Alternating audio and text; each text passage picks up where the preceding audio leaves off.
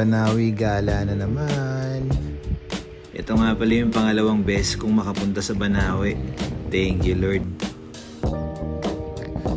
This time, hindi kami nag-commute.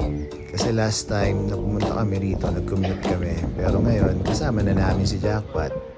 Medyo sinwerte sa buhay, kaya nagkaroon ng bagong sasakyan para at least anytime kung saan namin gustong pumunta o gumala, makakaalis kami.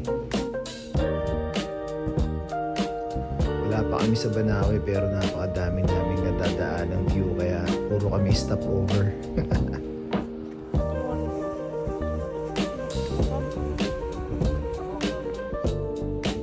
Eto po, tingnan mo naman yan. Napakaganda kasi talaga sa Banawi. Partida, wala pa yung mga nagagandahang rice terraces. Tsaka isa pang dahilan kung bakit kami pumunta sa Banawi, may surprise kami. Ito yung surprise namin sa family ni Hope, si Zeno.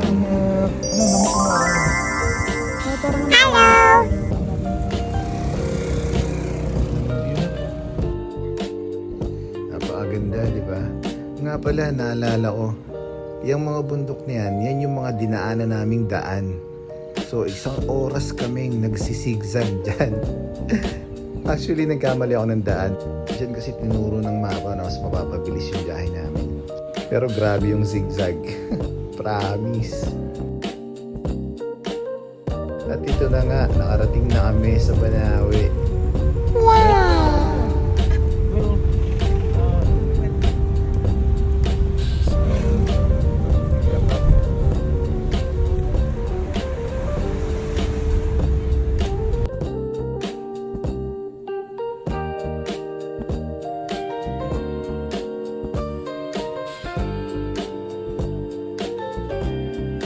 Eto na nga, nakarating na kami sa bahay nila Hope. Tuwan-tuwa yung lola, oh.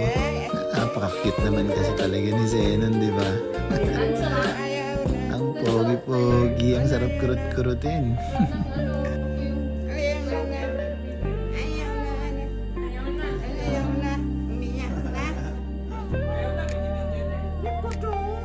Tawa-tawa lang kasi.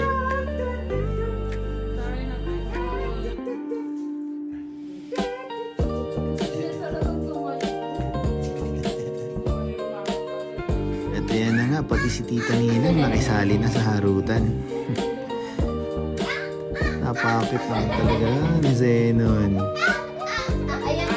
Walang ipin. Nako, Tita Ninang, gustong gusto niya yan, yung hinahagis siya.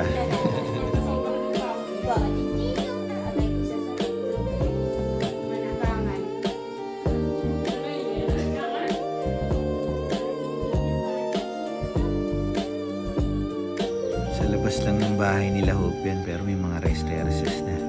Napakaganda ng view. Rice terraces, dami.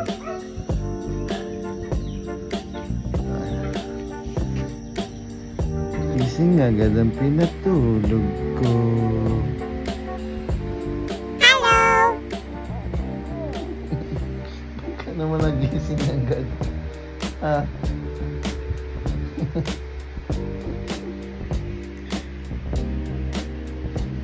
Na? Na? Ha? Ha? Gising agad eh. Nakatulog lang eh.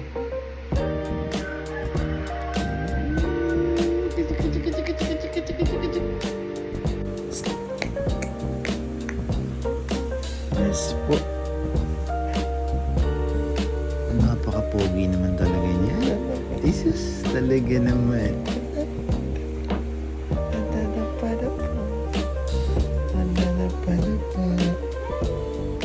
Ay, tawag ikaw?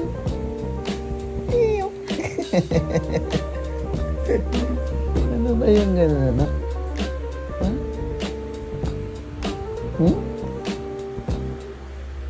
At eto, pumasyal na nga kami sa isa sa pasyalan dito sa Banawi. Tingnan nyo naman yan. Wow! Napaka-solid niyan, lalo na sa personal. Maniwala kayo sa akin. Promise, cross my heart. Napakaganda dyan. Lahat ng makikita mo dyan, puro rice terraces. Hanggang dun sa dulo, puro hagdan-hagdang palayan. Diba napakaganda oh. Grabe.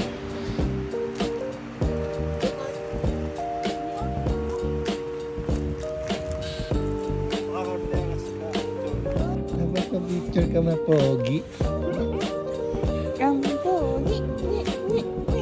Pogi na. Pogi mo na naman sa mga picture na naman. Pogi mo na naman sa mga picture mo. Opo. Ayos talaga naman. Picture dito yan. Ganda ng view eh. Siyempre di namin papalampasin yung pagkakataon. First time ni Zenon. So, it's time for family picture. At hindi naman kami binigo ni Zenon. Talagang umi-smile siya. Napaka-cute, di ba? I love you, anak.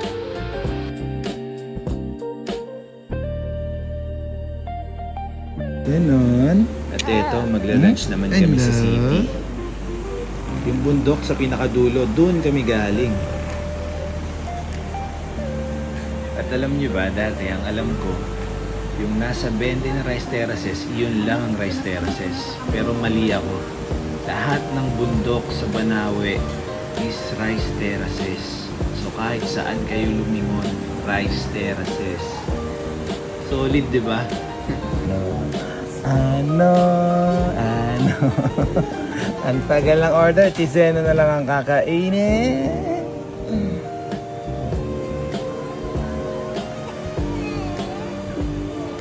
Di nakakasawa ang view, tapos may ilog pa sa baba.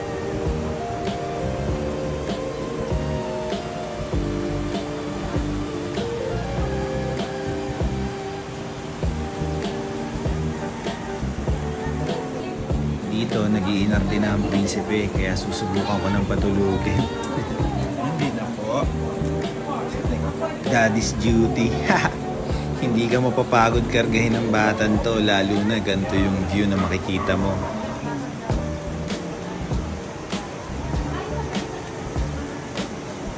Nakaka-refresh ng pagkatao. I love you. I love you. Ilang months pa lang yan, pero nakikipag-usap na. I love you.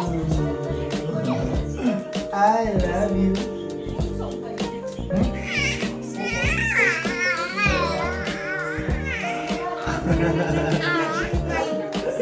I love you. Lipstick. Pasikat mo na sa lola. Bakit naman nakakunot ang noo niyan kay Tita Ninang? Kakunot naman ang noo. Busog pa kami, pero eto, nagluluto na agad si RJ ng makakain namin, no? Ganyan lang sila magluto dyan. Niluluto sa gatong, kaya probinsya be-like talaga. At ito yung sinasabi ko, kahit nasa bahay ka nila, Hope, andyan pa rin, may mga rice terraces ka pa rin makikita.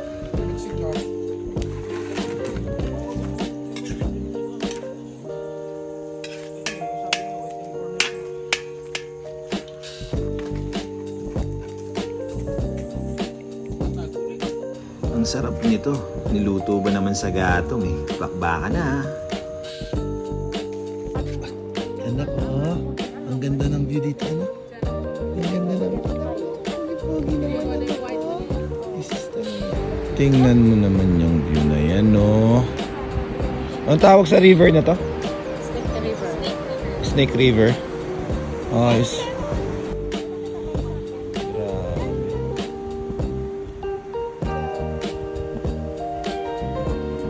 Kayo na humusga sa Snake River ng Banawe.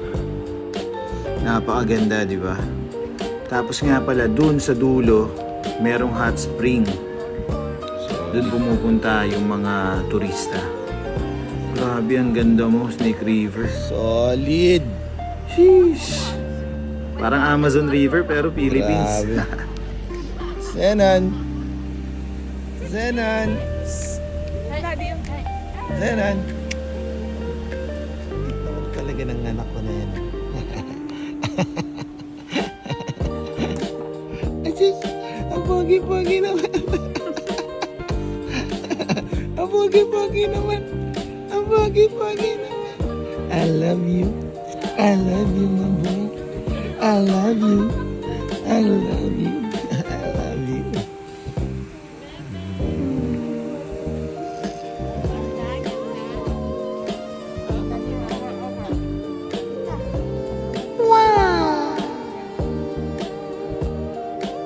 Ganda ng view dito, promise. Promise. Ayan.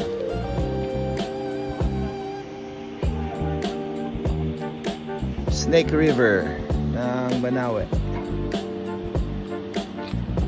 Solid. Angas. Doon yan. Doon, paano yun? Hot spring doon. Sa baba. Yun. Doon. Doon. Solid, solid. Ayos. Zenon. Ya. Zenon kong kamahalan. Ang pogi-pogi. Ang pogi-pogi. Agala-gala. Agala-gala.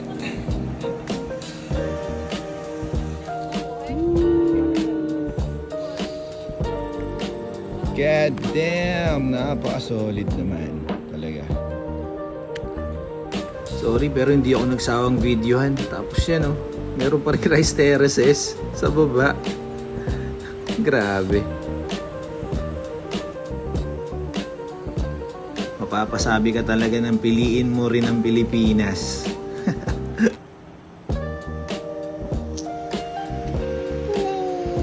Yanan. Pogi-pogi ng anak namin. At syempre di namin papalampasin na mag-picture-picture. Napakaganda ng lugar Bakit hindi namin sulitin? At i-capture ang ganda ng view. Napakaganda naman ni Mami at ang pogi ni Baby. Opak, Aura. At syempre, hindi papatalo si Tita Ninang. Yung view namin dito. Please. Ganyan lang naman dito sa Banawe. Ganyan lang kaganda. Wow! Ganyan lang naman po kaganda ang Banawe. At eto, umakyat ulit kami para bisitahin yung isang masarap na kapihan sa Banawe. Napakaganda pa rin ng view. Wala pa rin akong masabi. Masarap yung kape nila dyan, promise. At ang ganda ng lugar.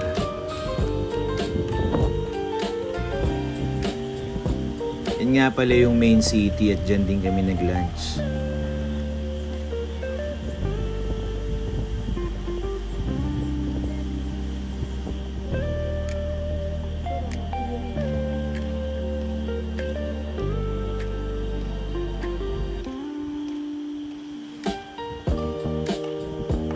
Siyempre, picture-picture ulit.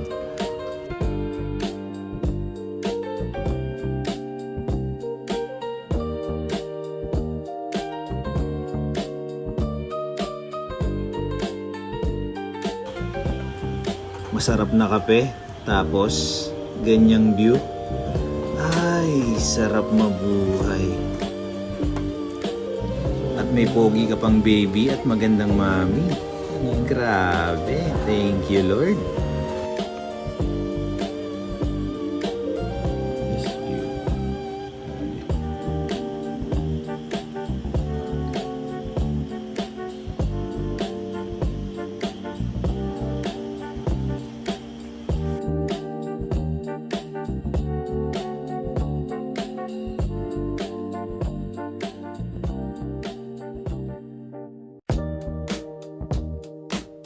Tingnan nyo kung gaano ka-solid dito. Sobrang dami ng bahay pero napakaganda pa rin ng lugar. Tapos lahat ng bundok dito puro rice terraces. Ayan, maririnig mo yung agos ng tubig sa ilog. Tingnan nyo. Agos ng tubig sa ilog. Sa yung mga bahay. Ayan, puro nasa mangin yung mga bahay. Napaka-peaceful dito. Tapos, ang maulan na. Ayan ang sa malayo. Puro bahay din doon.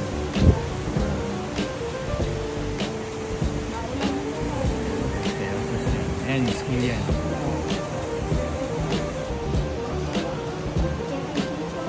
Puro rice terraces pa rin doon. Ayan, bahay. Napakaganda. Naambon na. Solid. Parang ang sarap tumira dito pag retire ka na.